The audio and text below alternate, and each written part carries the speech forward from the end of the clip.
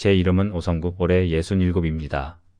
지금은 동네에서 고물상을 하며 살아가고 있습니다만 젊었을 적엔 하루 종일 막노동판을 전전하며 살았습니다.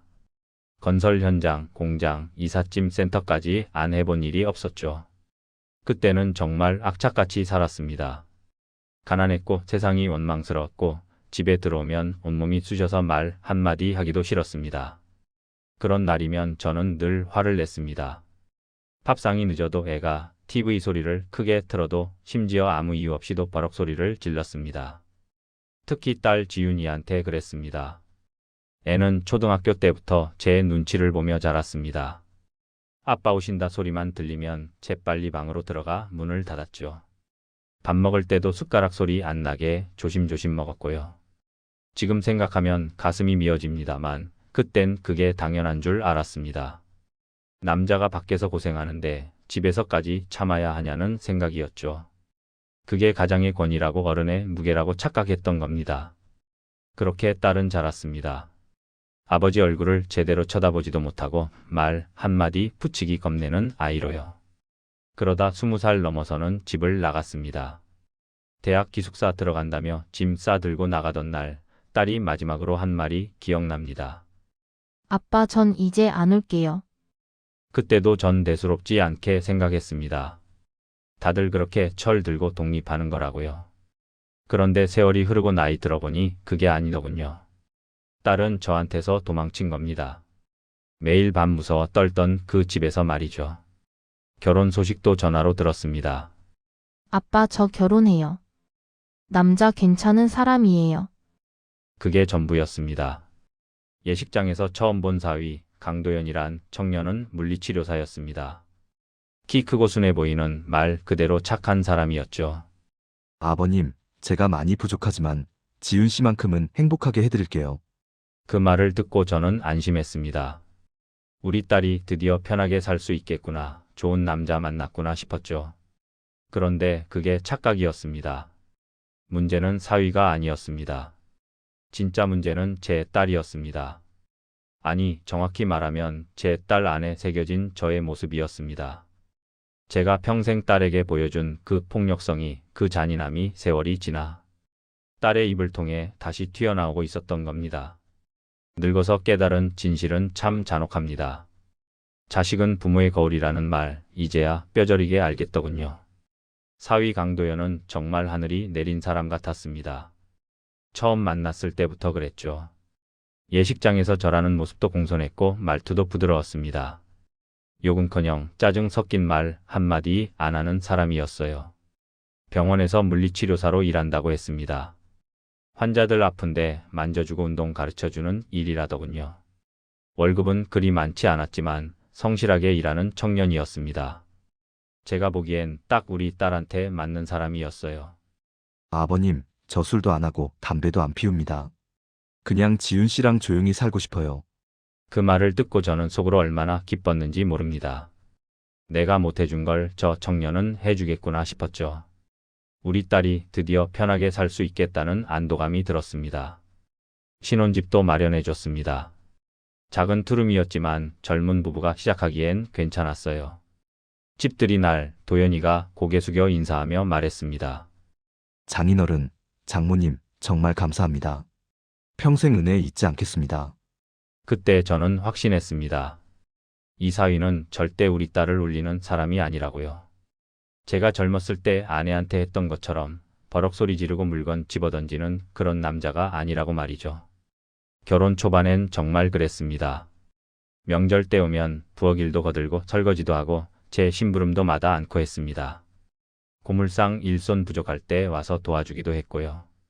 도연아, 젊은 사람이 이런 일까지 안 해도 되는데. 괜찮습니다, 아버님. 운동 삼아 하는 거예요. 그러면서도 환하게 웃더군요. 참 좋은 청년이다. 우리 지윤이가 복받았다고 생각했습니다. 그런데 이상한 건 딸이었습니다. 시간이 갈수록 딸의 표정이 밝아지지 않았어요. 아니, 오히려 점점 날카로워졌습니다. 전화 통화할 때도 목소리에 짜증이 섞여 있었고 사위한테 하는 말투가 예사롭지 않았죠. 당신 월급이 고작 그거야? 일해 가지고 언제 집 사? 명절날 밥상 앞에서도 그랬습니다. 도연이가 반찬 하나 집으려 하면 딸이 쏘아붙였어요. 그것도 못 집어? 손도 안 가? 사위는 그냥 웃으며 미안하고 넘어갔습니다. 저는 그걸 보면서도 대수롭지 않게 여겼어요. 부부 사이엔 그럴 수도 있지, 여자가 좀 센 게 요즘 세상 아니냐 싶었죠. 심지어 딸을 감싸기까지 했습니다. 아내가 여보, 지윤이가 도연이한테 너무 심한 거 아냐? 하고 걱정하면 제가 이렇게 말했어요. 뭘 남자가 그것도 못 받아주냐? 지윤이가 독한 게 아니라 현실적인 거야. 요즘 세상에 남자가 무능하면 여자가 답답하지. 그 말을 들은 사위 얼굴이 잠깐 굳어지는 걸 봤습니다. 하지만 금방 웃으며 괜찮습니다, 아버님 하고 넘어갔죠. 지금 생각하면 그때 제가 한 그 말이 사위를 더 깊은 구렁텅이로 밀어 넣은 겁니다. 장인어른까지 나를 무능하다고 생각하는구나. 나는 정말 쓸모없는 사람이구나 싶었을 거예요. 착한 사람이 위험한 이유를 그때는 몰랐습니다. 착하다는 건 참는다는 뜻이고, 참는다는 건 쌓인다는 뜻이며, 쌓인다는 건 언젠간 무너진다는 뜻이라는 걸요. 그 무너짐이 어떤 결과를 가져올지 저는 전혀 예상하지 못했습니다. 결혼 1년쯤 지났을 때였습니다. 딸네 집에 들렀다가 저는 처음으로 이상한 기운을 느꼈습니다. 현관문을 열고 들어서는데 집 안 공기가 무거웠어요. 뭔가 냉랭하고 살벌한 느낌이랄까요. 거실에 앉아있던 도연이가 황급히 일어나 인사했습니다. 아버님, 어서 오세요. 그런데 얼굴이 평소와 달랐어요. 헬쑥하고 눈가엔 그늘이 져 있었습니다. 딸은 방에서 나오더니 짜증 섞인 목소리로 말했습니다. 아빠 왜 갑자기 와요? 전화라도 하고 오지. 아니, 딸 보고 싶어서 그냥 들렀는데 뭐가 문제냐? 문제 없어요. 그냥 갑자기 오면 정리도 안 돼 있고 그러잖아요. 말투가 날카로웠습니다. 예전에 제가 아내한테 하던 그 투였어요. 순간 뒷목이 서늘해졌지만 그냥 넘어갔습니다. 저녁 먹으면서 본격적으로 이상함을 느꼈습니다. 도연이가 국을 떠먹다가 그릇을 살짝 엎질렀어요. 탁자에 국물이 조금 튀었을 뿐인데 딸의 표정이 확 굳어졌습니다. 당신 제대로 먹어. 맨날 흘리고 그래. 미안해, 지윤아. 내가 조심할게. 조심은 무슨, 매번 그러잖아. 손도 떨려? 뭐가 문제야? 저는 그 말을 듣고 기가 막혔습니다. 국물 몇 방울 튄 게 뭐가 대수라고 저렇게 몰아붙이나 싶었죠. 그런데 더 놀라운 건 사위의 반응이었습니다. 그는 고개를 푹 숙이고 미안해, 정말 미안해 하고 연신 사과만 했어요. 마치 큰 잘못이라도 저지른 사람처럼 말입니다. 식사 후에 딸이 부엌에서 설거지하는 소리가 들렸습니다. 아니, 설거지라기보단 그릇을 내팽개치는 소리였어요. 쿵쿵 소리가 나며 짜증이 묻어났죠. 도연이는 거실 소파에 앉아 있었는데 온몸이 움츠러든 채 핸드폰만 들여다보고 있었습니다. 제가 말을 걸었습니다. 도연아, 요즘 일은 괜찮냐? 네, 아버님. 괜찮습니다. 월급은 좀 올랐고?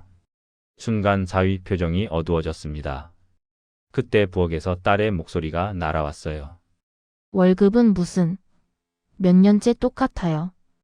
승진은 언제 하냐고 물어봤더니 아직 시기상조래요. 시기상조가 몇 년째예요?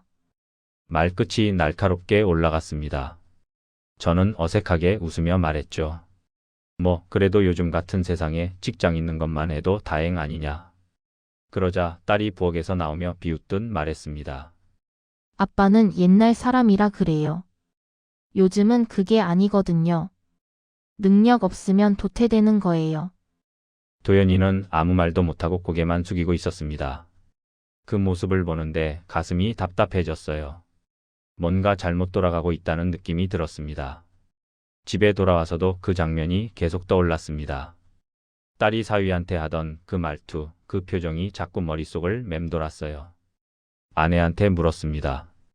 여보, 우리 지윤이가 좀 심한 거 아냐? 도연이한테 너무하는 것 같던데.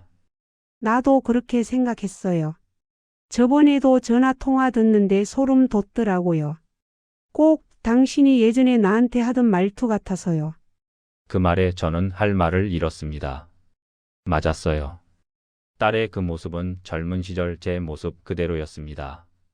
짜증 섞인 목소리, 상대방을 무시하는 말투, 작은 실수도 용납하지 않는 태도까지요. 그런데 제가 한 일이 뭐였습니까? 딸을 나무라기는커녕 오히려 감쌌죠. 에이, 그래도 여자가 좀 센 게 요즘 세상 아니야? 도연이도 남자면 그 정도는 받아줘야지.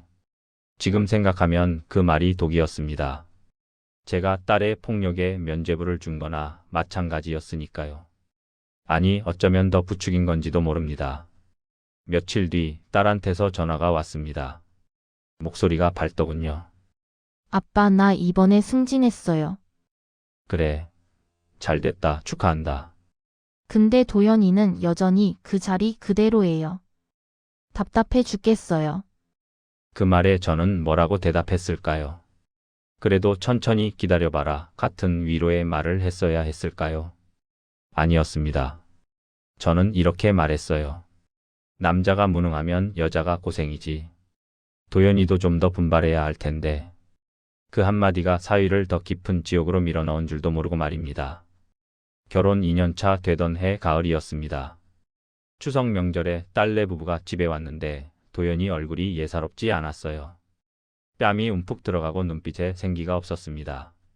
마치 몇 달 동안 제대로 못 먹은 사람 같았죠. 도연아, 너 많이 말랐구나. 밥은 먹고 다니냐? 네, 아버님. 그냥 요즘 병원 일이 좀 바빠서요. 말은 그렇게 했지만 목소리에 힘이 없었습니다. 그때 제가 사위 손을 잡았는데 손등에 긁힌 자국이 여러 개 보였어요. 빨갛게 부어오른 상처도 있었고요. 이게 뭐냐? 손은 왜 이래? 사위가 황급히 손을 빼며 웃었습니다. 아, 이거요? 그냥 병원에서 기구 옮기다가 긁혔어요. 괜찮습니다. 그런데 그 웃음이 자연스럽지 않았어요. 뭔가 숨기는 것 같은 어색한 미소였습니다. 저는 이상한 느낌이 들었지만 그냥 넘어갔습니다. 저녁 먹고 난 뒤 딸과 도연이가 설거지하러 부엌에 갔습니다. 저는 거실에서 TV를 보고 있었는데 부엌에서 딸의 목소리가 들렸어요. 당신 오늘 왜 그렇게 멍청하게 굴어? 아빠 앞에서 창피하게. 미안해, 지은아. 내가 좀 피곤해서 그래. 피곤? 맨날 피곤해. 그럼 일 그만둬. 집에서 놀든지. 그게 무슨 소리야? 나도 열심히 하고 있잖아. 갑자기 뭔가 떨어지는 소리가 났습니다. 그릇이 깨지는 소리였어요. 저는 벌떡 일어나 부엌으로 가려다가 멈췄습니다. 딸의 목소리가 더 날카롭게 들렸거든요. 봐, 또 떨어뜨렸잖아. 당신 손은 장식이야? 지은아, 제발 목소리 좀 낮춰. 아버님이 들으시잖아. 들으면 어때? 사실인데. 당신 너무 한심해. 그 말에 제 가슴이 철렁 내려앉았습니다. 한심하다니. 그건 제가 젊었을 때 아내한테 했던 말이었어요. 일이 안 풀리고 짜증 날 때면 늘 그렇게 말했죠. 당신이 한심해서 이 모양 이 꼴이야. 부엌 문이 열리고 도연이가 나왔습니다. 손가락에서 피가 조금 나고 있었어요. 깨진 그릇에 베인 모양이었습니다. 도연아, 손 다쳤구나. 괜찮냐? 네, 괜찮습니다. 조금만 베었어요. 그는 화장실로 가더니 한참을 나오지 않았습니다. 제가 걱정돼서 문 앞에 갔을 때 안에서 작은 울음소리가 들렸어요. 사위가 울고 있었습니다.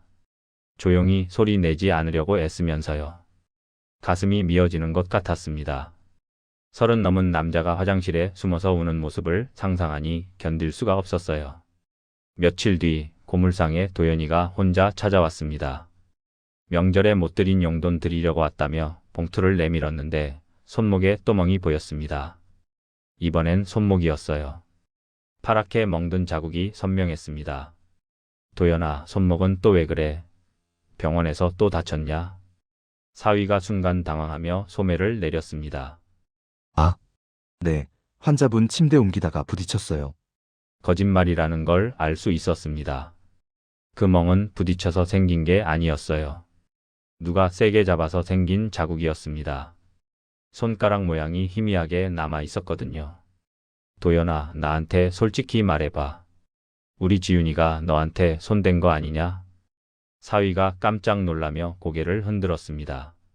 아니에요, 아버님. 절대 그런 거 아닙니다. 제가 그냥 불조심 없어서 그래요. 도연아, 정말 아니에요. 지윤이는 그런 사람 아니에요. 제가 잘못해서 화나게 한 거예요. 다 제 탓입니다.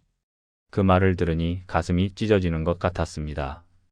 맞은 사람이 자기 잘못이라고 하는 모습, 그건 제가 젊었을 때 아내가 보였던 모습 그대로였어요. 아내도 그랬습니다. 제가 화내고 소리 지르고 물건 던져도 내가 잘못했어. 당신 화나게 해서 미안해 하고 사과했죠. 그게 얼마나 잔인한 일인지 저는 그때 몰랐습니다. 도연아, 힘들면 언제든지 나한테 와. 알았지? 네, 아버님. 감사합니다. 그렇게 말하고 돌아가는 사위의 뒷모습이 너무 초라해 보였습니다. 어깨가 축 처져 있고 걸음걸이도 힘이 없었어요. 그날 밤 저는 딸한테 전화했습니다. 지윤아, 너 도연이한테 손대는 거 아니지? 아빠 무슨 소리예요? 누가 그런 말 했어요? 아무도 안 했어. 근데 도연이 몸에 멍자국이 너무 많더라. 그건 병원에서 다친 거예요. 아빠가 괜한 오해하시네. 딸의 목소리는 차갑고 단호했습니다.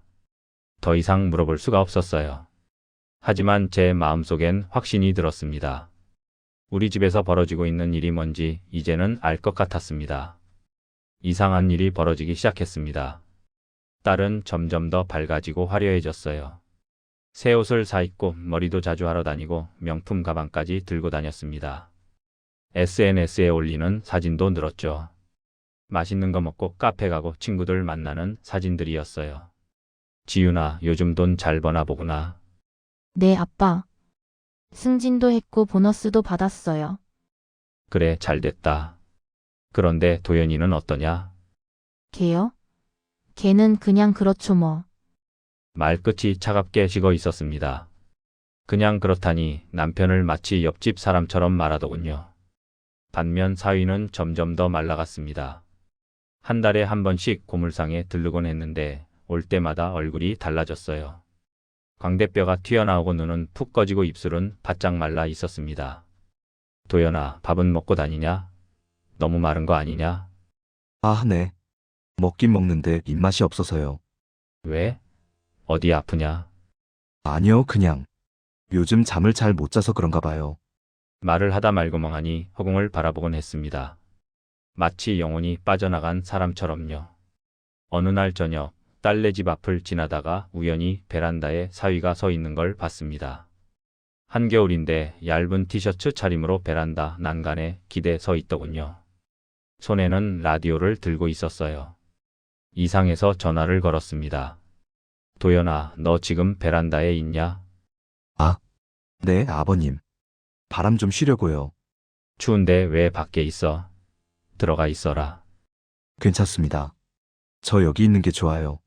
목소리에 힘이 없었습니다. 전화를 끊고 올려다보니 사위가 여전히 그 자리에 서 있었어요. 30분이 지나도 1시간이 지나도 움직이지 않았습니다. 마치 집 안으로 들어가기 싫은 사람처럼 말입니다. 그 이틀 뒤 도연이가 고물상으로 찾아왔습니다. 퇴근 시간도 아닌 한낮에 왔더군요. 도연아, 일은 안 하고 왜 왔어? 아버님. 잠깐 여쭤볼 게 있어서요. 그래, 뭔데?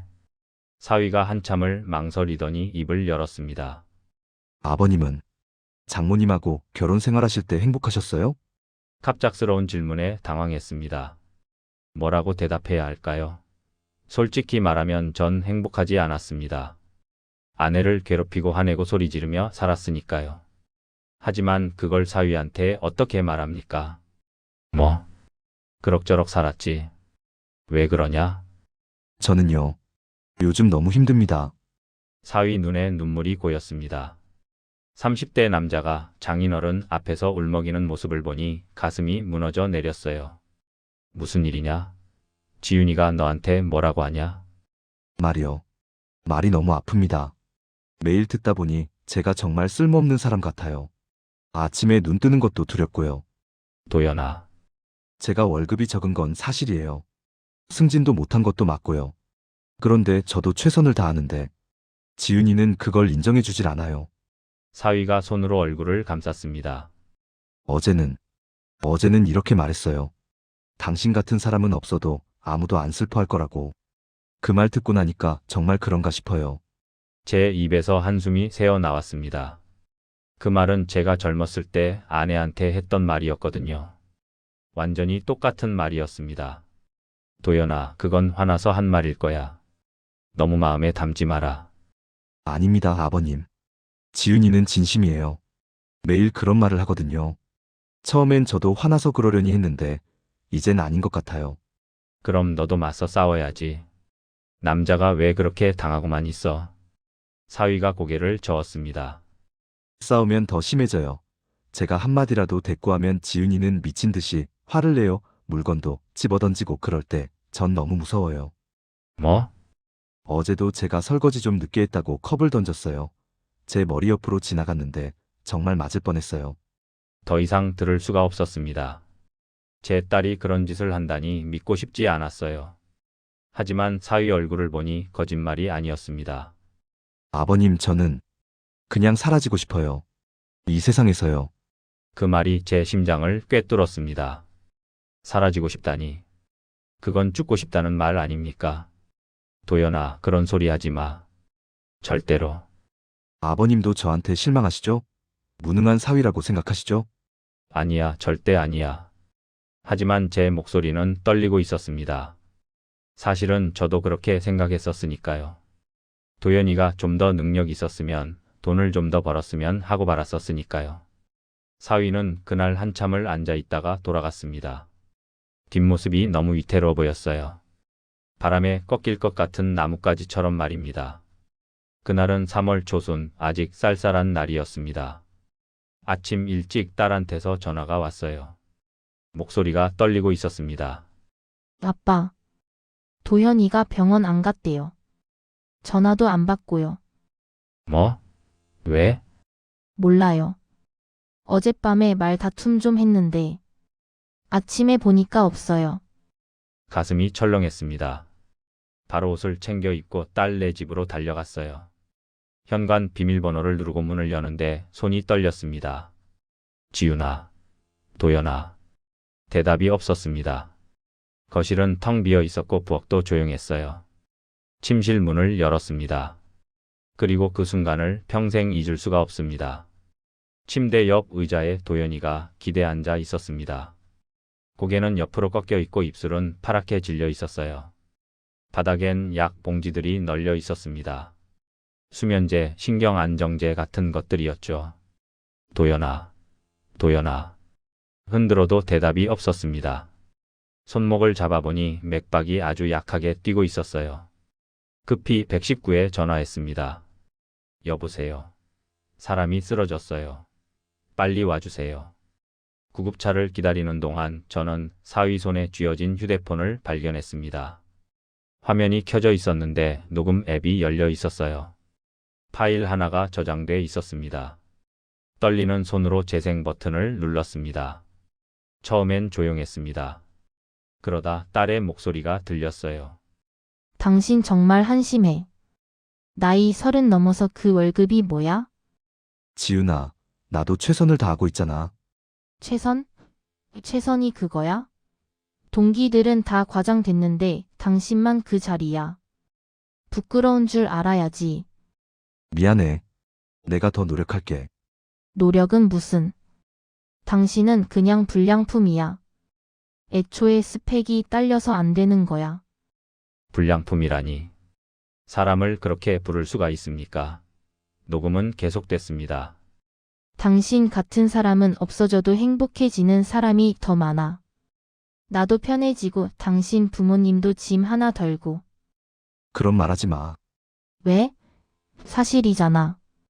당신 때문에 내 인생이 망가지고 있어. 친구들은 다 좋은 집 사고 좋은 차 타는데 나만 이 꼴이야. 지윤아, 제발.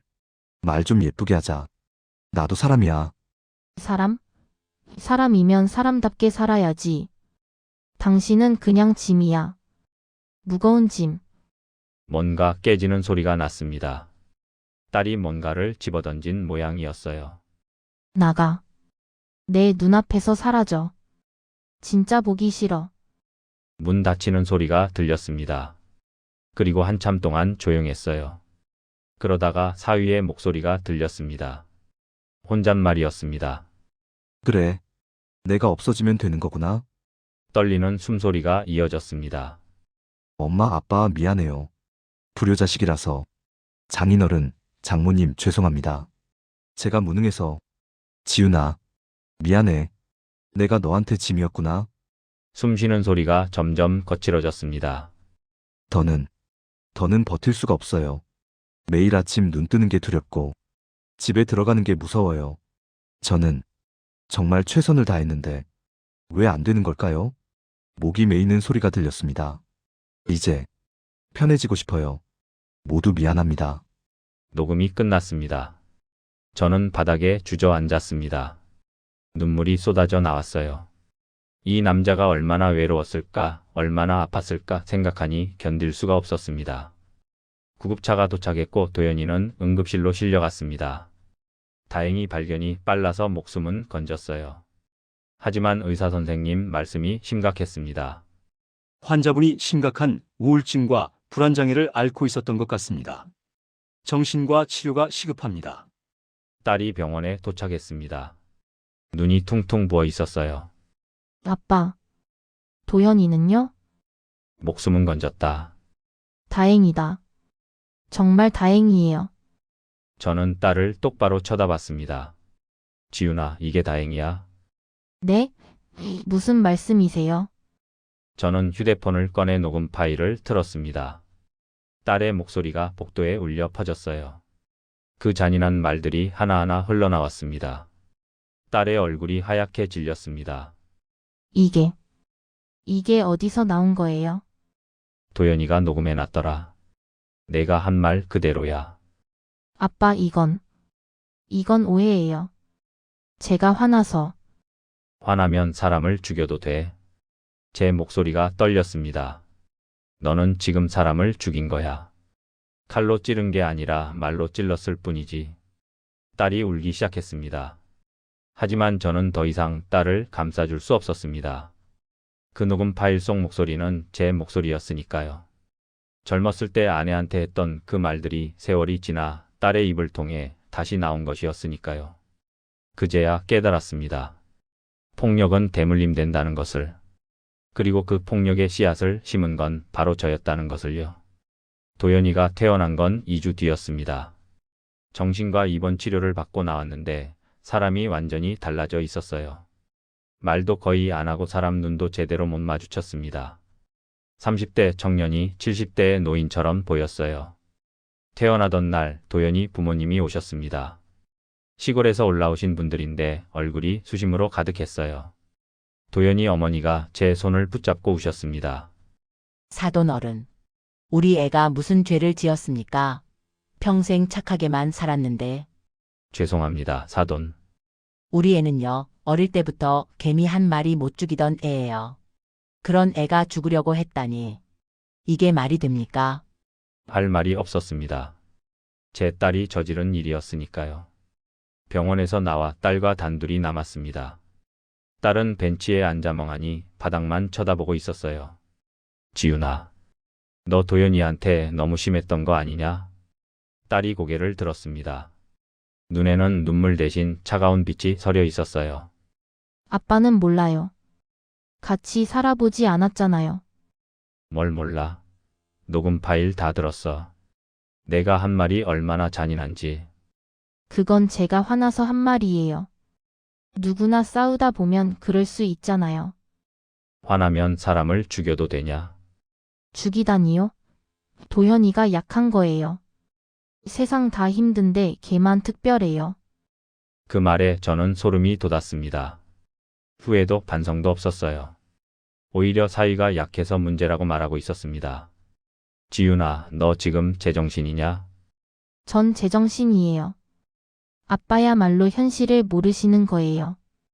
요즘 세상에 무능하면 도태되는 거예요. 무능?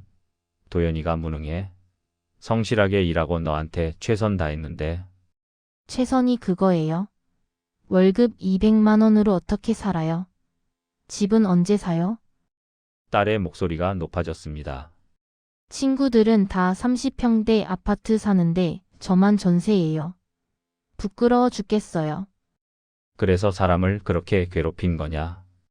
괴롭힌 게 아니라 현실을 말해준 거예요. 저는 딸을 똑바로 쳐다봤습니다. 그리고 깨달았어요. 이 아이는 지금 젊은 시절 제 모습 그대로였습니다.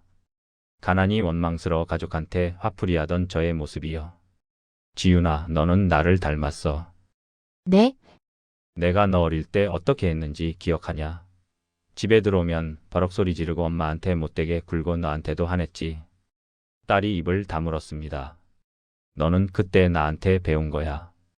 힘든 건 약한 사람한테 화풀이해도 된다고. 그게 당연한 거라고. 그건 내가 잘못 가르쳤어. 그래서 너도 똑같이 하는 거야. 저는 주머니에서 서류 봉투를 꺼냈습니다. 떨리는 손으로 딸에게 건넸어요. 이게 뭐예요? 고소장이야. 상습 모욕, 정서적 학대, 강요. 딸의 얼굴이 굳어졌습니다. 아빠가 나를 고소해요. 그래. 내가 인생에서 처음으로 제대로 하는 일이야. 미쳤어요? 친딸을 경찰서에 넘긴다고요? 안 그러면 너는 평생 모를 거야. 내가 얼마나 잘못했는지. 딸이 벌떡 일어섰습니다. 아빠 정말 이러실 거예요? 전 아빠 딸이에요. 알아. 그래서 더 해야 해. 내가 너를 이렇게 만들었으니까. 딸이 비웃었습니다. 웃기시네요. 아빠가 날 팔아요. 세상에 이런 아빠가 어디 있어요? 있어. 바로 여기. 자식이 잘못된 길 가는 걸 막는 게 부모 역할이야. 제가 뭘 잘못했는데요? 남편한테 솔직하게 말한 게 죄예요. 솔직함과 잔인함은 달라. 너는 사람을 말로 죽였어. 저는 고소장을 딸 손에 쥐어줬습니다. 이거 내일 경찰서에 제출할 거야. 내가 한 일에 대해 책임져야 해. 딸이 고소장을 바닥에 집어던졌습니다. 좋아요. 마음대로 하세요. 전 아빠 없이도 잘 살아요. 그렇게 소리치고 딸은 가버렸습니다. 뒷모습을 보는데 가슴이 찢어지는 것 같았어요. 하지만 저는 후회하지 않았습니다. 다음 날 경찰서에 고소장을 제출했습니다. 경찰관이 놀란 표정으로 물었어요.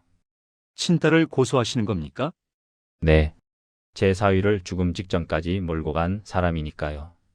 녹음 파일도 함께 제출했습니다. 경찰관이 듣더니 한숨을 쉬었어요. 요즘 이런 가정폭력이 많습니다. 남자가 피해자인 경우도 늘고 있고요. 처벌받을 수 있습니까? 녹음 파일이 명백한 증거니까 가능합니다. 다만 친족 간 사건이라 처벌보다는 치료 명령이 내려질 가능성이 큽니다. 한 달 뒤 재판이 열렸습니다. 딸은 법정에서도 당당했어요. 잘못했다는 표정이 전혀 없었습니다. 판사님이 말씀하셨습니다. 피고인은 배우자에게 지속적으로 모욕적 언사를 하고 정서적 학대를 가했습니다. 이는 명백한 가정폭력입니다. 딸이 중얼거렸습니다. 말이 폭력이에요. 때린 것도 아닌데. 판사님이 딸을 쳐다봤습니다. 폭력은 주먹만 있는 게 아닙니다. 말로도 사람을 죽일 수 있습니다. 피고인의 말이 피해자를 죽음 직전까지 내몰았습니다. 선고가 내려졌습니다. 집행유예와 함께 심리치료 80시간, 분노조절 프로그램 이수 명령이었습니다. 법정을 나오며 딸이 저를 쏘아봤습니다. 아빠, 전 아빠를 절대 용서 안 할 거예요. 그래도 괜찮아. 넌 살아야 하니까. 지금도 딸은 저를 원망합니다. 명절에도 오지 않고 전화도 받지 않아요. 하지만 저는 후회하지 않습니다. 도연이의 그 떨리는 목소리가 아직도 귓가에 남아 있으니까요. 저는 그냥 사라지고 싶어요. 여러분, 오늘 은빛인 생극장의 이야기 어떠셨나요?